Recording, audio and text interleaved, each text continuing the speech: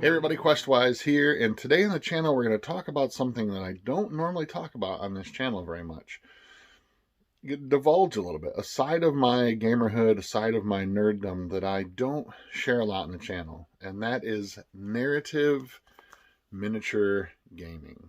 I love miniatures. I've loved miniature tabletop gaming for years.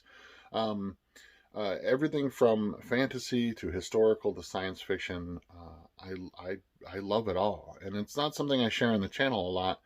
And while I'm going to be sharing a little bit more of this in the coming months and years, please be aware that we'll still be putting out a lot of RPG content as well. But what I really love about narrative gaming, things like Frostgrave, things like Warhammer 40,000 Kill Team, is that blend between storytelling and miniature gaming. I About the same time that I was introduced to role-playing games, I was also introduced to Warhammer. Now, this is way back in the day when it was still Warhammer 40,000 uh, Rogue Trader book, the original rule book, which to us as kids was so utterly confusing that we ended up just putting miniatures on the table, rolling some dice, and being like, I think that kills your guy. We really had no grasp of the rules. And by the time I graduated high school, my cousin and some of his friends who were playing the game, they kind of started to fall away from it because the rules were so intense. They just kind of lost interest. And so I was gifted some miniatures, some Space Marines actually, and I took them with me to college. And I just had them on a bookshelf. I had like 10 or 12 of them. And I just put them on the top of my bookshelf, and they were just there for decoration. One of my new friends that I had met in college had come into my room one day and said, "Hey, what are those?" And I said, "I don't know. I think they part of a game or something." So we took one of those down to, if you know Michigan at all, to a city called Ypsilanti, to a writer's hobby shop, and showed the worker there, "Hey, is this a game? We want to play this." And he sort of gestured to this wall full of Warhammer stuff. And at that point, we fell in love and we played a lot of Warhammer and evolved into things like Necromunda and Blood Bowl in college. And so my love for that hobby really grew. After college, I kind of fell away from it. I got back into it a little bit later on with some Warhammer 40,000. And then I really fell in love with historical miniature gaming, historical tabletop war games, things like Bolt Action and other 15 millimeter World War II, American Civil War, American War of Independence. I really got into a lot of it, and kind of in and out throughout my lifetime, kind of in and out of the hobby. When I discovered things like Frostgrave and Kill Team, what I found was that perfect blend of narrative storytelling that I loved from role-playing games, interacting with my love for miniatures. I love to build miniatures, I love to paint miniatures, I love to play the games. While we'll delve into, this is the older Frostgrave, this is actually the first edition Frostgrave book, but I still love this game. While we'll delve into this a little bit more later, what I want to talk about today is Kill Team. The reason I want to talk about Kill Team today is because I love the Warhammer 40,000 universe. I love the fluff. I love it's just a very gothic, war-torn universe in the far future. And I think that they've built an amazing universe over the years, Games Workshop has, with some great lore and some great, gritty, dark science fiction that I've really come to love and adore. So I recently, and I had been out of the hobby for a number of years, and recently I was gifted an army. A friend of a friend said, "Hey, I'm looking to I have some extra armies. I just want them to go to a good home." And he chose me, gave me a full army, and I started to dive back into what is now known as Warhammer 40K 9th edition. And I was really impressed by the flexibility of the rules. While they are still crunchy and they're complicated and there's lots of moving parts to the rules, there's a very narrative, there's a part of those rules are the ability to run things narratively, to come up with stories and reasons behind the way you're playing battles.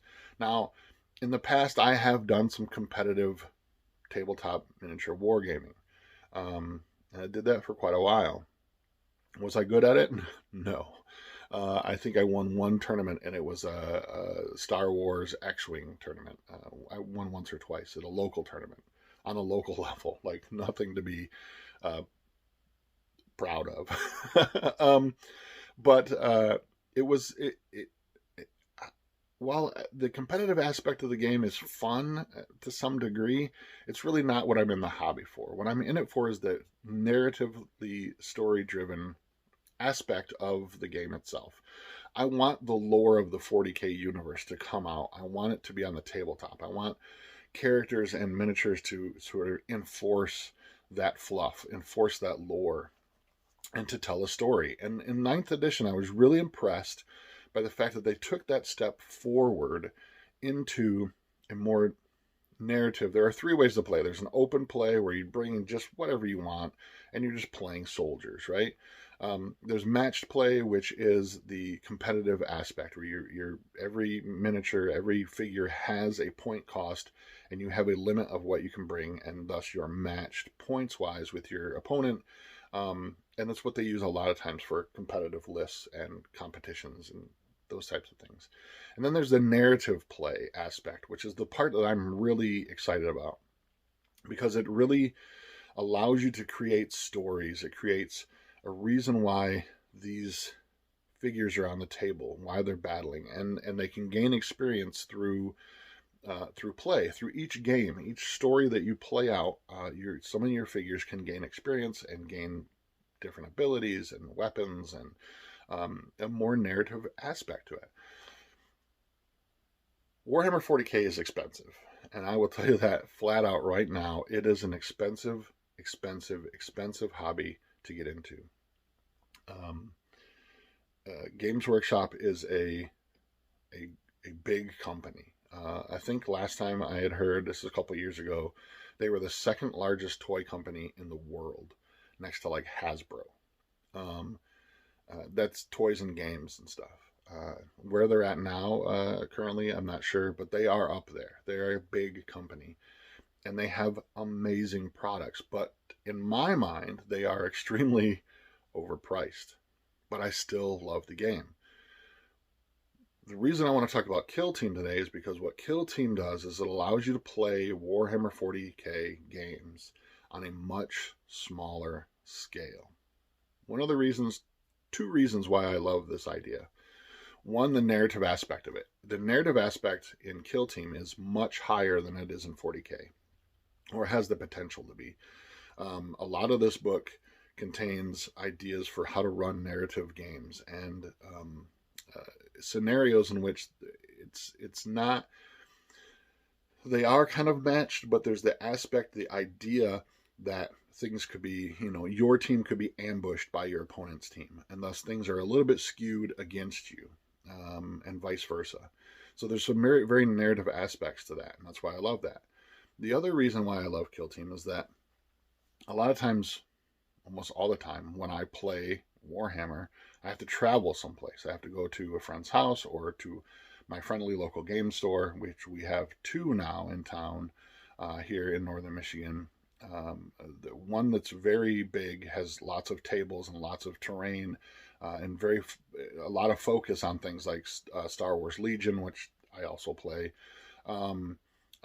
Warhammer, that type of thing. The other store is a little bit smaller. It's actually a retro video game store, but they've started to expand into things,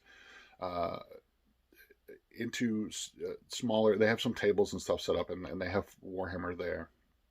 And I was thinking about actually going down. It's called GT Games or Grand Traverse Games here in Traverse City. And I was thinking about going down and introducing some people to Kill Team, because you play this on a much smaller table and you only need about 3 to 20 figures is really all that you're bringing with you. So you can bring it in one small case. You're not lugging these giant crates around with you everywhere to bring miniatures and figures to a game store, which is one of the things about 40K that I'm not a fan of. I love that you can have tables full of figures, but to lug them back and forth is kind of a pain all the time. Kill Team solves that problem. You have one case, so like I said, for anywhere from 3 to 20 figures, and that's really it. You're playing on a very small scale table. It's like a 2x2 table, depending on the mission and whatnot. And I love the narrative aspect of this game. It really tells a story. It really captures the 40K universe, this grim, gritty, dark science fiction universe. So if you're interested, I'm going to be talking about Kill Team a little bit more, show you my journey back into the hobby, and hopefully some actual plays once in a while. We won't be doing a lot of those, but a few just to kind of give you an idea. The channel is not changing to this completely, but I just wanted to share with you a little bit about my love between narrative games, storytelling games, and my love for miniature games and how to blend those two. We'll be talking about Kill Team. We'll be talking about Warhammer 40,000, the full game. We'll be talking about Frostgrave. We'll be talking about Star Wars Legion and how to bring the narrative aspect of storytelling, of myth making, into your tabletop. And I've done this a lot with Star Wars. We played the Star Wars D6, the old West End Games Star Wars role-playing game. And when it would come to space battles, I would sometimes actually use the Star Wars X-Wing rules for the miniatures game for the star battle, because I just felt like it was more cinematic, and it works out really, really well. The rules are different, and so you have to slowly sort of introduce that to your players, because it's it is a different system, it's a different dice mechanic, and so you're shifting gears in the middle of a game. But the several times that I've done it, it's worked out really well, and it's really made for a dynamic sort of blend between a miniatures game and a tabletop playing game, and still captured that narrative aspect of the things that we really love. So we'll be talking a little bit more, like I said, we're going to be sort of branching out a little bit into the sort of tabletop experience and the narrative sort of journey that you can take, bridging between role-playing games and miniature games. Until next time, I am Questwise. Stay safe and game on, my friends.